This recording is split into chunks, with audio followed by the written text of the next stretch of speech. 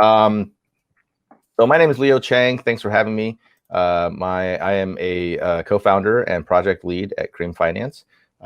Just wanted to talk today about what we do in cream.finance in terms of, so we are a decentralized lending protocol for individuals, institutions, and other protocols to access financial services in the DeFi world. We are part of the C.R.E.A.M finance ecosystem, and we are permissionless, open source, blockchain agnostic. So we currently serve users on Ethereum, Binance Smart Chain, and Phantom.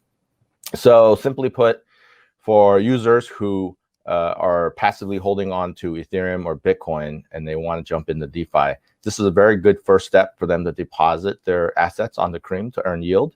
Very similar to a traditional savings account where you put money into a pool and then other people can borrow from the pool, etc. Except traditional savings accounts don't do this pool-based model.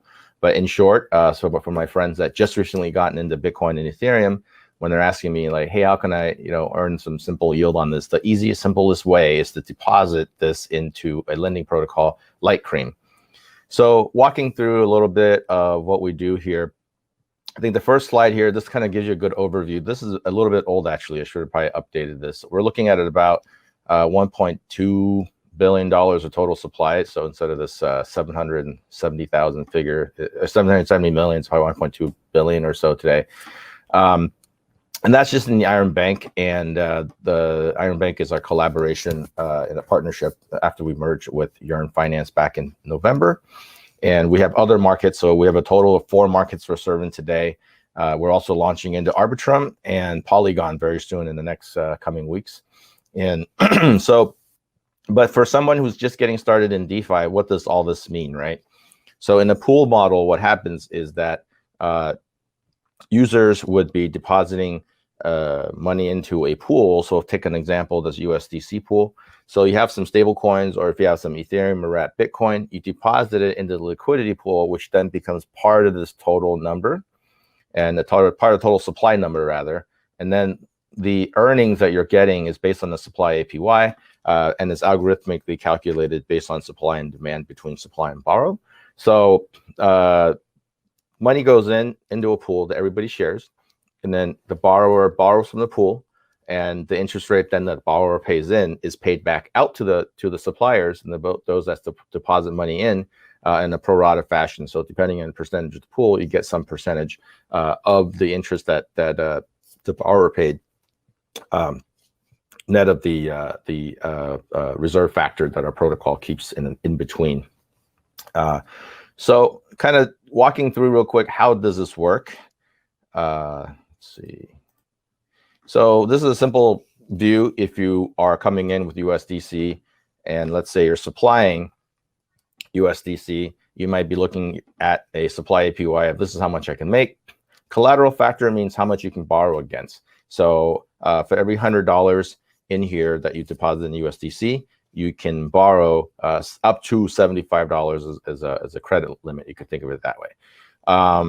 Certainly, after that, it's 75%. You can get liquidated, so you do want to be careful when using this when you're borrowing. But if you are just supplying, then there's no risk of getting liquidated. So then you hit approve first, and then you supply the money into the pools. And here on the borrow side, if you happen to, for example, borrowing USDT for some reason, then here's how much you can pay for borrow APY, and then you got to be careful how much borrow limit you use. But it's a pretty simple system, I think, for the most part. Now, stepping into the ecosystem, where we fit into the ecosystem and the C.R.E.A.M ecosystem, in the interest of time, given this is a short presentation, I didn't want to go through all the players necessarily. But really more important, focusing on this whole symbiotic ecosystem of not all the entities in here are merged into C.R.E.A.M. We are. So Cream started back in August last year, and then we merged into C.R.E.A.M in November. And so along with Sushi, Acropolis, Pickle currently are the members. So in this case, a user on the left-hand side here can potentially be depositing money into and then this is now specifically this chart talking about the C.R.E.A.M Bank. So they can be depositing money into in the example of USDC, it can go into Cream, and then user can also borrow tokens, And then also then the protocol lending portion is pretty unique because based on a whitelisting partnership with, in this example, Yearn Vault and Alpha Homora leveraged yield farming on both sides. You can actually, based on either AMM liquidity positions by leveraging on that, or supplying assets onto Yearn individually, and there's some automation in there as well. And so by user depositing funds into C.R.E.A.M through the Iron Bank or regular C.R.E.A.M, actually, there's some partnerships that we're working on, we have deployed currently, where users can get additional leverage through the various pieces of the ecosystem to get additional yield safely. So as C.R.E.A.M, users can then through C.R.E.A.M can also stake their Ethereum onto ETH2 and earn some of the staking revenue as is a way to secure the ETH2 network. And through our backend, where we're running our own nodes of proof of stake network validation, we're also helping then users earn additional yield onto the ETH that they stake onto ETH2. And then we also wrap the Ethereum 2 stake position to allow the users to collateralize against that. So I know this can be a little bit confusing, but roughly the system allows for the user to just simply deposit tokens and assets into our platform on a regular lending basis. We also have the staking service and validator nodes, allowing users to stake their underlying token with us, whether that's Ethereum or Phantom or BNB on the Binance Smart Chain network. And then on the other side, the top part is the lending services through Yearn, as well as our partner Alpha Homora. You can do leverage positions into SushiSwap and Uniswap as well, or through Yearn, they'll then manage your Curve LP positions, the liquidity provider positions, to help you get a return in an automated fashion. So this whole entire ecosystem, what it does for DeFi is allows DeFi users to ideally get the best yield, best risk-adjusted yield, and without as much needing to do the research, keeping up on it, as well as compounding. So gas is a big issue here, as folks may know. Imagine if you have to put up a leverage yield farming position onto SushiSwap or Curve, and then you have to go in there and harvest the yield yourself and then reposition it back to your original underlying, and then trying to compound that. And this is where this whole ecosystem, in partnership with Alpha Homora and Yearn, we're able to help bring that to the DeFi ecosystem, which I think is really cool. I know this part is pretty confusing at times, and it's pretty advanced for most people, most users, even folks that are advanced DeFi users. So it's okay to kind of think about it, do some research, and ask some questions. Now, looking at C.R.E.A.M total revenue, this is from Token Terminal. Just wanted to show you that you can go to Token Terminal for more information. I think that DeFi is pretty interesting too, separately from what DeFi can do for users.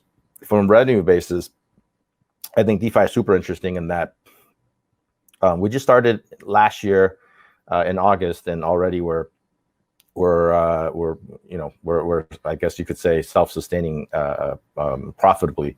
And so I think a lot of other DeFi protocols are in that way, where the overhead costs of folks of the expenses and the overhead is way lower than the revenue bringing in from the protocol.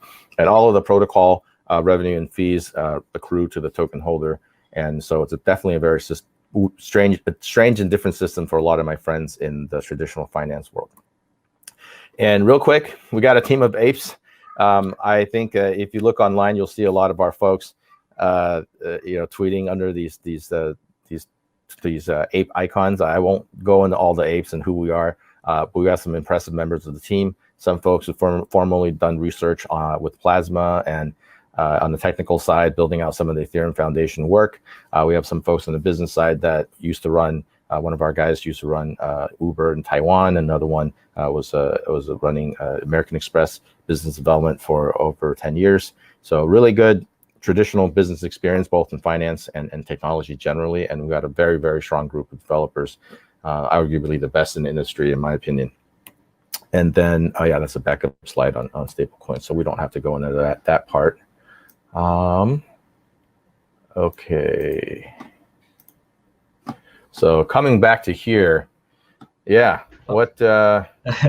Hey, Hopefully that Leo. was a good overview. Yeah, I wasn't sure how much you wanted to know about that and how deep I should go. No, no worries. Yeah, yeah. A lot of users have a little bit of questions. I hope you have a little bit of time for like a little bit of Definitely. Q&A. Would that be okay? Yeah, yeah, Right. definitely. So the first one's from Action Crypto. So he says, ultimate transparency question: how does Cream make money? Yeah, real easy. That we make money because of the fees that I talked about. So looking at the, I don't know why I can't find that. That's okay. So looking at, yeah, like you guys are seeing me trying to figure out my screen thing. Oh. Do you want to just go? Yeah, that's okay. Yeah, I can't, for some reason I can't find my, yeah, don't worry about it. So looking at our fees, yeah, the fees come from two ways right now. So you've got the lending side, which is the majority of our fees right now. Basically, when the spread between what the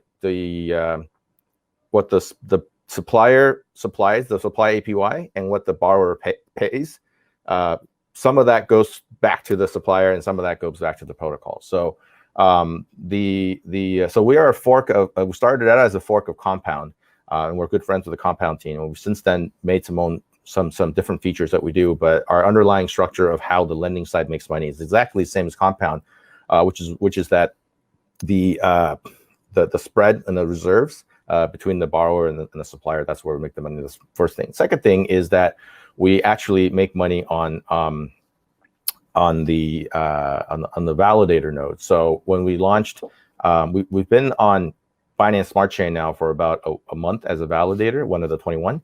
And I think if I remember correctly, we made about $250,000 worth of BNB in the last month based on the Binance Smart Chain validator node. And then the other one that's been running for a while is the Ethereum ETH2 node. We haven't been able to take any of the money out of there because ETH2 isn't live. But it's certainly north of $250,000 by now as well. And then Phantom node also making some money, but that one's not as profitable yet. But we do have high hopes for that one. Excellent. And then also another one is like, are you planning on integrating Polygon to attract like the different investors from like the Polygon ecosystem?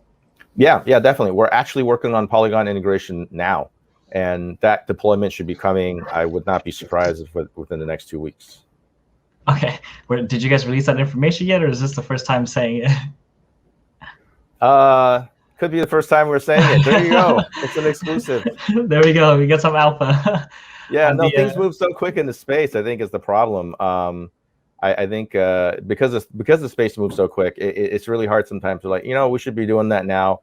Part of it is we couldn't, there was just some bandwidth things that's going on. We're already building on Arbitrum. We're almost done with the Arbitrum integration. Mm-hmm. And so now it's like, hey, might as well just do the Polygon one.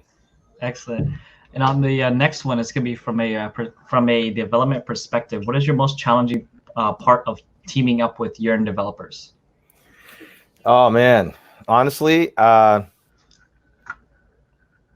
think keeping up, like they're so amazing in some of the things they say, and just like, oh, okay, hold on, like, and it's cool because like we have our expertise and they have their Yearn like just automation that's just beyond what we do. I mean, we focus on lending and we're really good at lending, but then when we talk with them, they're like, yeah, well, if you do this thing, and they're so knowledgeable about every protocol out there all the time. They're so plugged in. So in some ways, I feel like the folks that are in these discussion groups within Yearn ecosystem are getting a lot of alpha as well, because it's like, I've never heard of this protocol. And then in some ways, by them talking about it, you're like, okay, well, that's a safe thing to ape into or not.